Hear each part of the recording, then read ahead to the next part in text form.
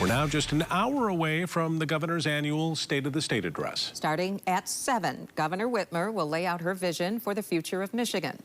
Political reporter Rick Albin joins us live from Lansing. And Rick has more on what some lawmakers are saying tonight. Rick?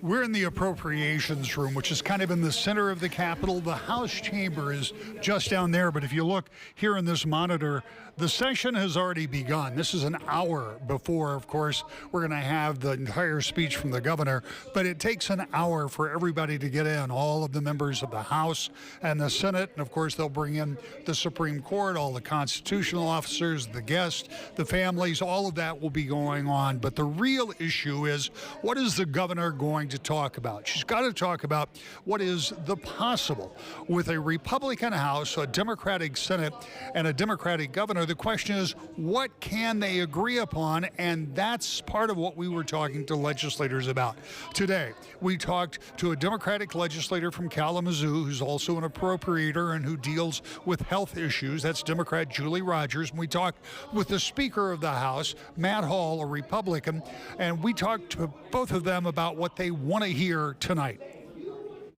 I put on the table a plan to fix our local roads where 90% of our new money would go to local roads.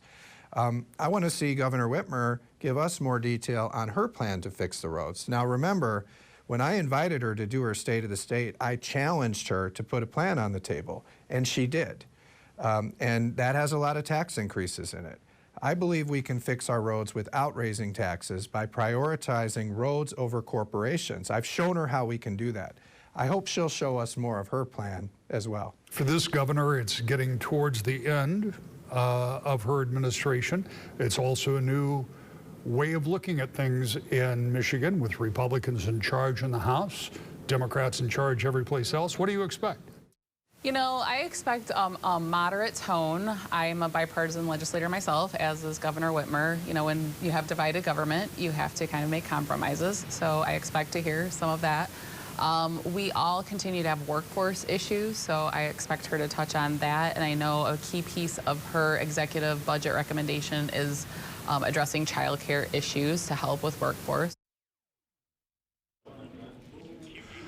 Representative Rogers is right about one thing. In divided government, you have to come to that compromise. Now, whether or not they'll be able to do that, particularly when it comes to roads, is an open question. Remember, for 6 years since she's been governor, they've been talking about roads, and for 2 years as she was running for governor, she was talking about roads. But there's been nothing that has been long-term and substantial that is sustainable to be done on those roads. So now, with this divided government, you heard the Speaker say, yep, he thinks we can fix the roads, but he thinks you can do it without raising taxes. That's very different from what the governor is talking about. So it's going to be a real interesting speech tonight to hear exactly what her take is on how to get along with a Republican House, a Democratic Senate, and get anything done in what is effectively the last productive year of her administration.